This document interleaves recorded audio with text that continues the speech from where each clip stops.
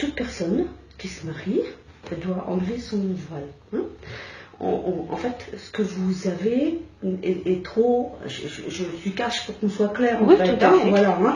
Alors, moi, je vous vois bien, pas un problème. La loi demande à ce que vous enleviez votre voile. D'accord ?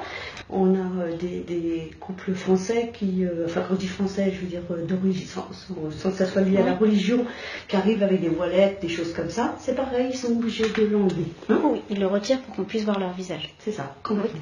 J'ai vu la responsable du service civil, je leur ai expliqué que mon visage sera découvert. Il faut que je puisse voir vos cheveux. C'est la loi.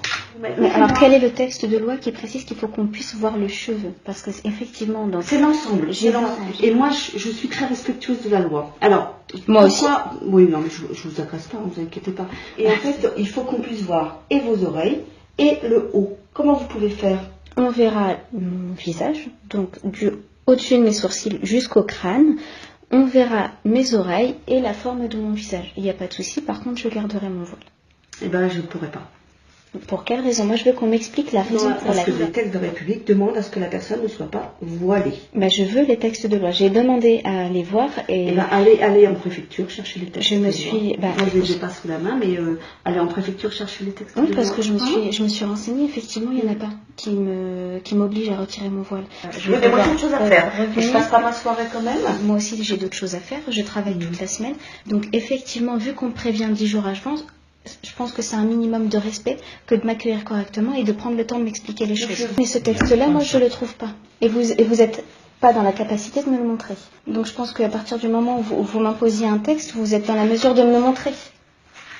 En fait, normalement, le voile est interdit dans tout lieu public. Non, effectivement, la loi s'applique pour les personnes qui travaillent dans le service public. Non, et aussi à l'intérieur. Quand moi je viens en tant qu'usager à la mairie, la loi ne s'applique pas pour moi.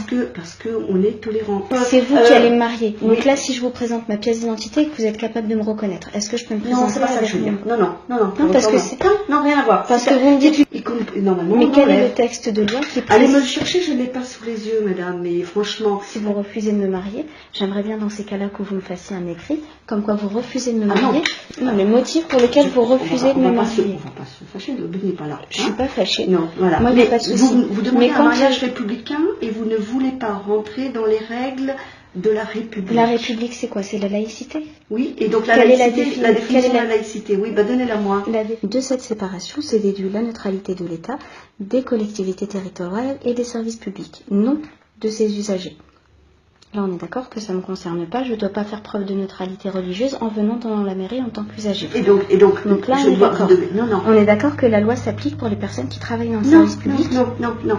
Alors, écoutez, vous ne bougez pas.